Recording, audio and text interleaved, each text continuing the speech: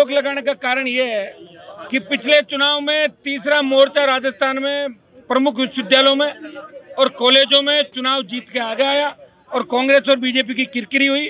दोनों ने मिलीभगत करके छात्र संघ चुनाव पर रोक लगाई है। पहले भी समय समय पर छात्र संघ चुनाव को रोकने का प्रयास किया, युवा शक्ति को दबाने का प्रयास किया।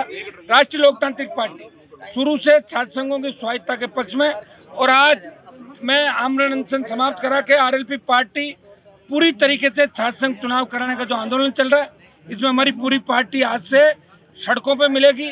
बड़ा आंदोलन हम करेंगे छात्र संघ चुनाव को लेके। और मैं अन्य पार्टियों के नेताओं से भी अपील करूंगा जो लंबी डींगे हाँकते हैं, जो विश्वविद्यालय के अध्यक्ष भी रहे हुए, जो एमएलए मंत्री है, उनका भी जमीर जागे और ये चुनाव करवाएं। गहलोत सरकार घोषणा करे चुनाव की, नहीं तो नौजवान गहलोत सरकार की ईंट से ईंट बजा देगा। ये तो रिपीट करने की बात कर रहे हैं, कहीं पता भी नहीं लगेगा कि कांग्रेस पार्टी कहाँ गई। बूथ पे एजेंट नहीं मिलेंगे राजस्थान के अंदर। वसुंधरा जी तो बहुत समय से मैंने गायब कर दिया था ना उनको, पहले से तो गायब है पहले से ही। अब तो वसुंधरा को अगर आगे भी ले आए तो आप ये बताएं, बीजेपी तो भ्रष्टाचार के खिलाफ चुनाव लड़ने की बात करे, अगर मैडम को आगे ले आएंगे तो पूरे भ्रष्टाचार की पूरी पोटली खुल जाएगी। फिर कैसे उसको रख सकते हैं बताएंगे। ये मेरे छोटे भाई हैं सारे। देखिए मेरा खुद का कोई संगठन नहीं है।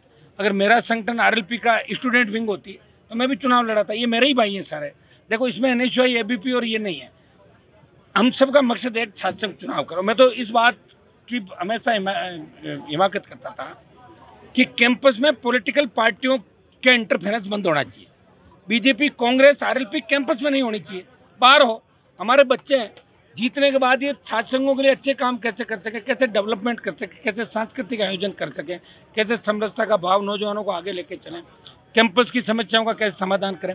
आज दुर्भाग्य देखिए, लिंगदो कमेटी की रिपोर्ट के बाद यह हालत हो गई कि फरवरी में तो छात्र संघ देश का कार्यालय बंद कर दिया जाता है, मार्च के बाद उसको आने नहीं दिया जाता कैंपस के अंदर, कॉलेज में प्रिंसिपल सस्पेंड कर देता छात्र संघ। मजाक है कोई? चुनी हुई लोकतांत्रिक व्यवस्था के अंदर ये गुंडागर्दी है।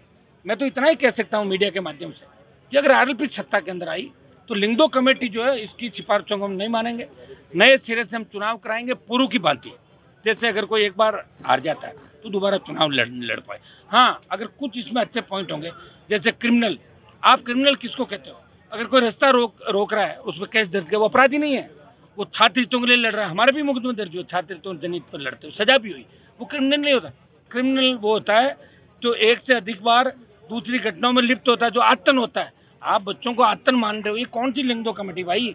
और ये दुर्भाग्य है कि कांग्रेस बीजेपी इस तरह का बार बार करी। बीजेपी की सरकार में भी चुनाव बंद हुए, कांग्रेस बार बार बंद करी। मैं तो आरोप लगाना चाहता हूँ कि मुख्यमंत्री खुद यूनिवर्सिटी कॉलेज का चुनाव आ रहे हैं तो कहीं न कहीं इस बहाने ये चुनाव बंद कराते हैं। उनके मन के अंदर ये होती है ना, मैं देख नहीं बन पाया था उस जमाने के अंदर, सीएम तो रह गया, चुनाव बंद कर दो।